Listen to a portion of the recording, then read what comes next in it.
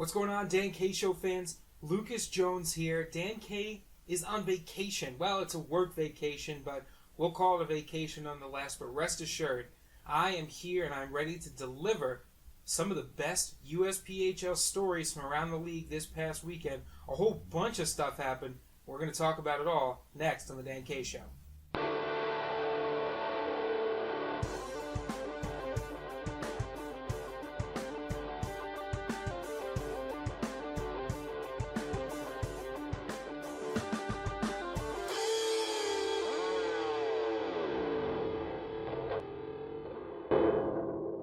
Welcome back, folks. And now it's time to start off this show the same way we start off every show, with the three things. And thing number one has to be the NCDC. What a wild weekend in the NCDC at the President's Day Showcase. We had some upsets. We had some big wins and big losses.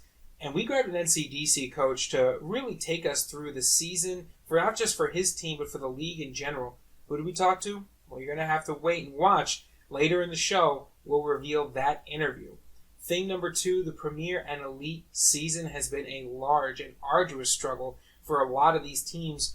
I'm going to dive in and break down some of the best finishes for both these Premier and Elite squads. And thing number three, just because this season of hockey is not over yet, the wheel keeps turning and next season is right around the corner. And that's where we start our show here with the 2020 NCDC Combine. The USPHL recently announced that the 2020 NCDC Combines would be held in both Detroit and Chicago. These Combines will feature guaranteed scouting opportunities by coaches from the USPHL's NCDC Conference, along with scouting opportunities from other USPHL teams. This is going to be a huge opportunity to get in your looks in front of these coaches, these NCDC coaches, this proven development model with all of these college commitments throughout the NCDC's existence. This is as good as opportunity as any to showcase your skills in front of these coaches. So you can go to USPHL.com, and on the right-hand sidebar, you'll see clickable links to register for these combines. You can also go to the link that's flashing below you directly to sign up for these combines. Again, what a huge opportunity this could be for potential USPHL players out there in those areas or in the surrounding areas. Go to the website to learn more, including eligibility requirements, registration requirements, and how the combine will be scouted and played. Let's dive in right now, while we're on the topic of the NCDC, to a little interview that we had with Coach Ryan Frew of the New Hampshire Junior Monarchs as he talked about the past weekend at the South Shore King Showcase and the season as a whole. Joined now on the phone by Coach Ryan Frew of the NCDC New Hampshire Junior Monarchs. Coach, thanks for taking the time out of your practice this week to join us. Yeah, of course, and thank you so much for having me. I really appreciate it. So, let's dive right in and talk about what you guys have been able to put together here of late. You've really turned on in the second half of the season. What do you attribute your recent success to? 7-0-1 in the last 8 games. I just think that we've got really good buy-in from our group right now. The younger guys, have learned over the course of the year, how to pick up good practice habits and how to play with a little bit more structure. We've gotten some great veteran leadership, from the guys that were here not only a year ago, but even some of the newcomers that have joined us over the course of the season. Will Winship, Aiden Curran coming back, Trent Danuccio. Those guys have really rubbed off on some of our younger players, and have showed them the way. And the group wants to win, and they want to play for each other, and they're playing really hard for me right now. I couldn't ask for anything better out of this group, to be honest with you. Now, one of the big successes is, going 3-0 to Showcase, and we've talked on the show and both personally with you about the parity in the NCDC. You managed to beat the Jersey Hitmen and the Pal Junior Islanders at the Showcase this past weekend. So talk about preparation for Showcase and what it's like to be involved in a league as competitive as this. Yeah, it's crazy. kind of sit back and watch the scoreboard and check out the standings, from time to time. All that you really can do is control your own team, right? And focus on your practices and your game plans and your film. And at the end of the day, that's all that you have any control over. So, this is a unique situation this year because, we're sitting here today in, fifth place. And after the weekend, you could be almost in ninth place. It's incredible. The amount of parity, it speaks volumes of the job that the other coaches and organizations are doing. It's anybody can beat anybody on any night. And I think that that's really good for the NCDC in general. So, we always talk about late season momentum being the most important, and, you guys have added some key personnel to your team at what seems like the right time. Have they given you guys the boost that you were expecting? I think so, and I think it's an overall an overall feeling from our group that we believe in ourselves for the first time this year. I think earlier in the year, we lacked a little bit of confidence. We're a younger team, especially for this league. We're a younger team. We had some inconsistencies in our scoring because of it. We went through some ups and downs that the guys have really used as a platform to kind of propel themselves and to be ready for, this adversity this time of the year. I think it's important to be playing your best hockey this time of the season. And I'm proud of the way that this group has kind of internalized all of the things that didn't go well for us and used them as learning tools and examples to be able to come out on the other side of it and to be playing pretty good hockey. But listen, it can change tomorrow, right? Like this league, we play South Shore Kings in a midweek game, and that one's just as dangerous as playing the Hitmen last Friday. So it's really crazy how much this league has brought organizations and good players back into it, where it's so competitive that anybody can beat anybody on any day. Now, you talk about having to play on a bit of a short schedule. You've got the South Shore Kings, which would have been yesterday on the day that this episode gets released on Wednesday. Then a quick turnaround on Friday against the Junior Bruins, and then another quick turnaround on Sunday against the Twin City Thunder. Does it come down to conditioning? Does it come down to mental preparation? What's the secret on those quick turnarounds? I don't know if there is a secret. This is certainly going to be a tough stretch for us, and we're going to be tested. And like I said, in the point swings and the point race being so close, every one of these games is equally important. So you've got to just kind of address one opponent at a time and focus in on that particular game. And then it's all right, rest, refuel, probably go lighter in practice than we have for the majority of this season over the last week or 2 weeks. This is an important stretch of hockey for us as we look into the teams that lie ahead. There's no easy game, and there's no throwaway game. We've got to put our best product on the ice every single night so that hopefully we can continue to climb up the standings. Now, I know that as we've talked, you've mentioned that there's still a lot of hockey left to play, and that's certainly true in a league as tightly contested right now as the NCDC.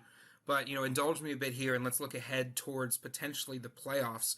What do you think is going to be the recipe for success for the NCDC team that actually wins it? I mean, you guys have been, this is the second year in the NCDC. You had, your introduction last year, and, you've learned some lessons over the course of these 2 years. So what do you think is the recipe for success? Yeah, sure. I mean, I think you've always got to get good goaltending, right?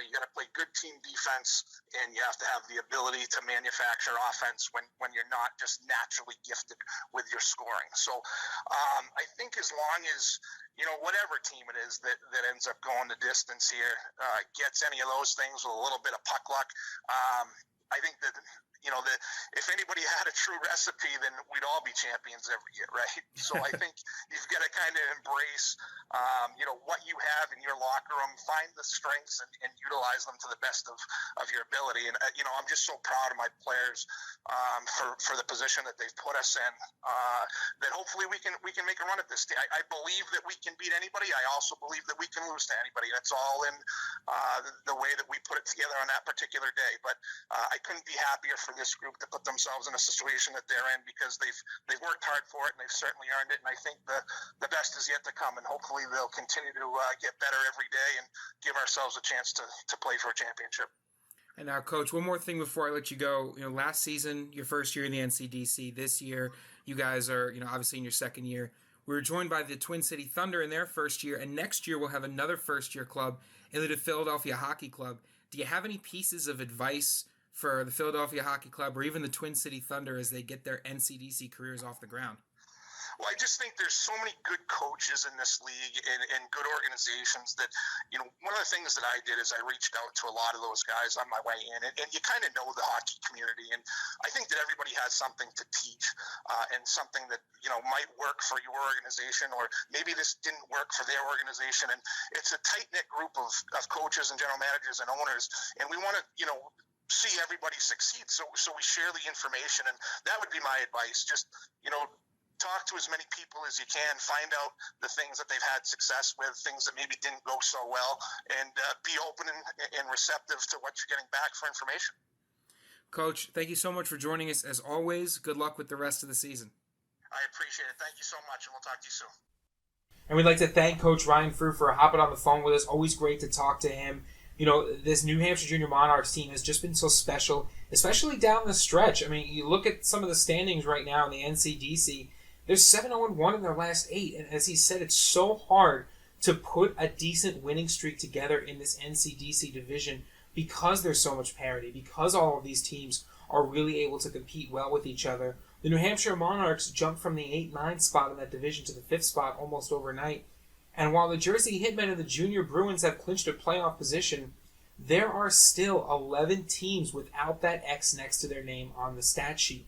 That means there are 6 spots in the playoffs up for grabs, and there are so many teams that could possibly dive in there and really snag a spot late. We've got some games left for the NCDC, but at this point, every single point is crucial, especially when you get down to that 8, 9, 10 spot. Right now, you've got Utica Junior Comets, and Boston Bandits tied for 43 points in 9th and 10th spot, and in the 8th spot, the Twin City Thunder with 47 points. So you're talking about make or break for the playoffs is just a 2-game swing. It's 4 points.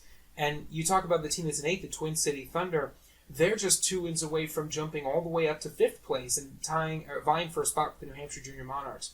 So it really is an incredible league so far that we've had. It's been an incredible season that we've had so far. This is one of the things that makes the NCDC special. Dan and I have talked about it many, many times before, how the amount of talent, the amount of parity, it really makes for a great place to be, and that's why this NCDC Combine that we mentioned in the intro is such a huge opportunity for any prospective players. Let's dive in a little bit to the Premier and Elite as well.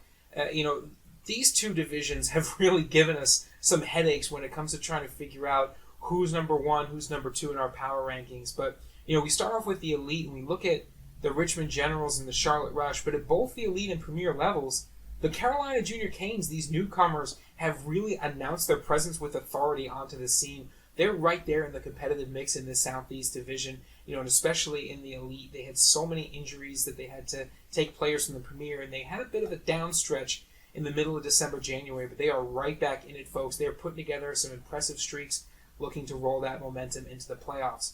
You dive into the Premier Division, and you look at what was crowned Mid-Atlantic Month in January. It continued in February as well. The Rockets Hockey Club and the New York Aviators have really just absolutely outpaced and outperformed everyone else in that Premier Division. The Rockets Hockey Club, 12-0-0 in their last 12 games. The New York Aviators, 18-0-1 in their last 19 games. That's 2 incredible win streaks that those squads have put together, and they have launched themselves to the top of that Mid-Atlantic Division. Rockets Hockey Club in first, New York Aviators 6 points behind them. And the Rockets Hockey Club especially, these guys can score. They're known as a quick team, as a fast-skating team, led by guys like Riley Johnson, Harris Blackwood. I really like how their offense is led by the forwards, but the defense is right there. And you look at some of the guys who are top of the line in assists, and there's some defensemen that are scattered in there. You talk about Eric Borshevsky. You talk about guys like Shane Miller. These are defensemen who play both sides of the ice. They play a really fast, physical game of hockey, and this is going to be a team that is absolutely going to give other squads fits if they can make it to nationals, because they're so disciplined, they play their system so well, and they can hurt you on the offensive side of the ice. They've got weapons aplenty up and down that bench. Watch out for the New Jersey Rockets.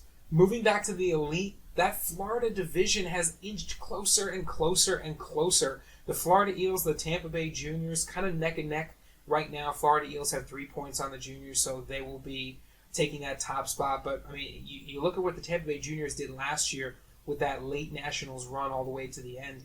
And they're primed for it again this year. Coach said it was a young team, and this is now a squad that's gained that maturity. They've gained that on-ice presence, and they're looking to make an impact and another run again.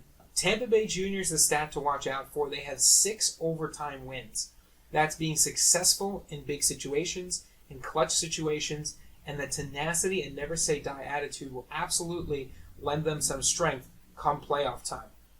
In the North Elite, the Northern Cyclones are ahead by 8 points right now, but you can never count out those Springfield picks, man. The Springfield picks in both the Premier and Elite divisions have been so good this season on the offensive side, on the defensive side, and they're really battling with Northern in that Elite division. But in the Premier, the Utica Junior Comets have really done a great job in that difficult division on the back of their goaltending. The Utica Junior Comets, we all often talk about how good they are at scoring the puck, but it should be mentioned at how well they are at stopping the puck. I mean, you have guys like Tripp Clark, Colin Frost. These are 2 goaltenders who have over 900 save percentages. They're kind of floating around a goals against average of 3 goals, but with an offense like Utica and the way that Utica has proven themselves time after time so far this season, I think a lot of teams are certainly going to be struggling to really find some open ice against these 2 squads. And I think finally it's worth mentioning, especially in the Premier, the Midwest West. And the Midwest West has just been, if we can be honest, a nightmare for us here at the Dan K Show, because week after week, month after month, the teams that we put at number 1 and 2 just go out and get beat. And they usually get beat by the Minnesota Blue Ox. And this is a division that it almost feels like the NCDC, because you have teams that go into every weekend with an ability to win. Every team can certainly beat every team, and teams can put together some runs that can make or break a season. A couple of months ago, the Minnesota Mullets looking like they'd be hanging on to that 4th spot, but here come the Moose and the Blue Ox, 2 big animals that when they get charging, you do not want to get in the way of them. The Moose 9-0-1 in their last 10. The Blue Ox, an 8-game win streak right now. These 2 teams shooting up in the standings. And if it wasn't for the dominance of the Hudson Havoc and the Wisconsin Rapids River Kings so far this season, we might be looking at a really, really close 4-way fight for first place. Instead, what we're looking at is a Havoc team and a River Kings team that has sort of failed to carry a ton of momentum, or as much momentum as they would like, into their playoff runs. And they're looking down at the charging Moose and the charging Blue Ox. And if I were them, I'd be very, very nervous, because both of those teams really showed up in big, big ways at Nationals last season. We'll see if they get to do it again. Folks, that does it for this little bit of a league-wide walkthrough. Make sure you stay tuned to the Dan K Show for the next few weeks. We'll be doing our playoff pick'em pools again. We'll be opening that up to the folks at home. We'll be sure to have some unique prizes, and I'm sure more than a few unique challenges and bets between Dan, myself, and producer Lana. Stay tuned for the Empty Net. Welcome to the Empty Net.